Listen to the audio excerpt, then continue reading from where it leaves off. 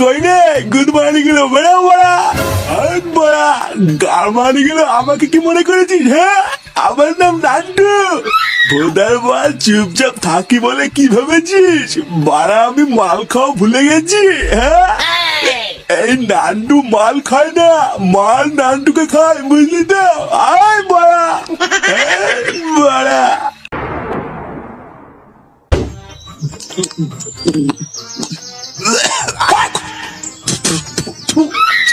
লেওড়া ভোতা তাড়ি খেয়ে মুখটা পুরো পুঙা মারা হয়ে গেল।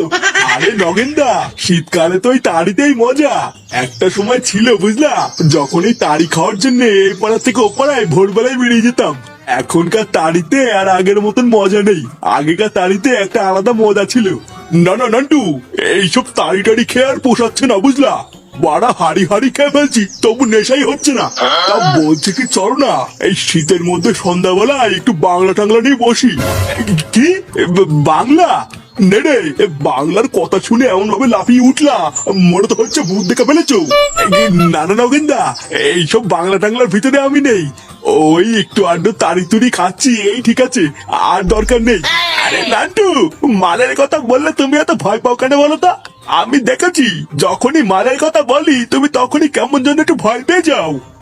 না না, ভয় ঠিক না, আসলে বাড়িতে বৌমা আছে তো, তাই মদ খেয়ে ঢুকতে কেমন একটা লাগে। হ্যাঁ, তো বৌমা আছে তো কি হয়েছে? বৌমা কি আমার বাড়িতে নেই নাকি? আমি তো রোজ রাত্রে বেলায় মালমুল খাই বাড়িতে ঢুকি, কই আমার তো কিছু হয় না। আমার বাড়িতে না সবাই আমার কথাই কাঁপে কাঁপে, বুঝলে তো? আর তোমার যত বয়স হচ্ছে তুমি তো মেয়ে ছেলে হয়ে যাচ্ছ, বৌমাকে কেউ ভয় পায় নাকি? আচ্ছা ঠিক আছে, যাও তোমরা সবাই ব্যবস্থা করো, আমি ঠিক রাত্রেবেলায় চলে আসবো।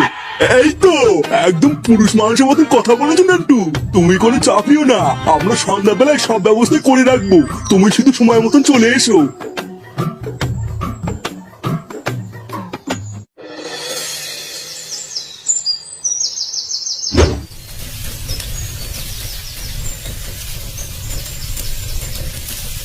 ঠাকুমা, হ্যাঁ বল। দাদু কোথায় গো? দাদুকে সকাল থেকে দেখছি না। তোর দাদু কি আমাকে বলে যায় নাকি? সেই সকালবেলায় গেছে, কোথায় যে গেছে এখনো আসেনি। নিয়ে বলা দাদু দিয়ে আমাকে বলে দিল 10 টাকা দিবে, 10 টাকা দেওয়ার ভয় কি কোথাও পালিয়ে গেলি নাকি? পালাই ফাটার সাথে চেয়ারে গেলি। দাদা একবার বাড়ি আসুক। গিন্নি, কই গো গিন্নি, কই গেলে? ওই দেখ তোর দাদু এসেছে মনে হয়। গিন্নি, তোমার কি রান্না হয়ে গেছে নাকি? না গো, এই তো সবে তরকারিটা হচ্ছে, এরপরে ভাত বসাবো। ও, এখনো ভাত হয়নি? তাহলে এক কাজ করো গিন্নি, আজকে অল্প দুটো চাল কম নিও বুঝলা। আজকে রাতে আমি বাড়িতে ভাত খাবো না, আমার একটা পিকনিক আছে। আর তোমার কি বুড়ো বয়সে ভীমরতি হলো নাকি? হঠাৎ এই বয়সে এখন পিকনিক করছো যে? ইয়ে মানে আসলে গিন্নি নগেনদারা এত করে জোর করলো যে মানা করতে পারলাম না বুঝলা।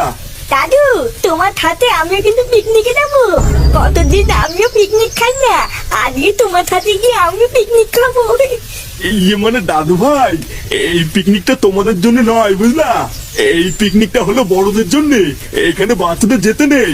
আমরা না হয় বাড়িতে অন্য কোনো দিন সবাই মিলে পিকনিক করবো, ঠিক আছে? হ্যাঁ, বালার বাল নিবানা সেটা বললেই তো হতো। তুই যে আমাকে মুখাতে পেয়েছে, আমি কিছু বুঝি না মনে করছে।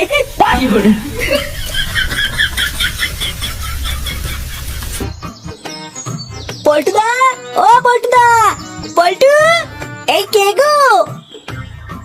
আরে ঠাকুর পোড়া যে, কেমন আছো? এই তো বৌদি, সেটা ভাঙা আছি। বলছি বৌদি, পল্টুদা নেই?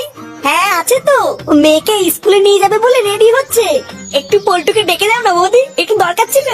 আচ্ছা তোমরা দাঁড়াও, আমি ডেকে দিচ্ছি। এই কই গো শুনছো? ল্যাংচার ফুটো ঠাকুর পড়ে এসছে।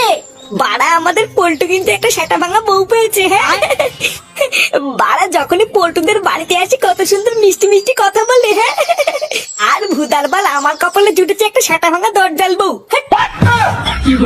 এই কি রে ভোদাগুলো, হঠাৎ এখানে কি বলছিস? বলছি পল্টুদা, তুমি ক্লাবের দিকে যাবা না? আমি আর ফুটো তো সেই সকাল থেকে ক্লাবে বসে আছি, আজকে ফটকেও আসিনি, তাই ভাবলাম তোমাকে একটু ডেকে নিয়ে যাই। না রে, এখন আর ক্লাবের দিকে যাওয়া হবে না, মেয়েকে স্কুলে দিয়ে একটু বাজারের দিকে যাবো। তাহলে কি বাজার থেকে এসে ক্লাবের দিকে যাবি নাকি? বাজার থেকে এসে কি আর ক্লাবের দিকে যাওয়া হয় নাকি? আমি একেবারে সন্ধ্যাবেলার দিকে যাব।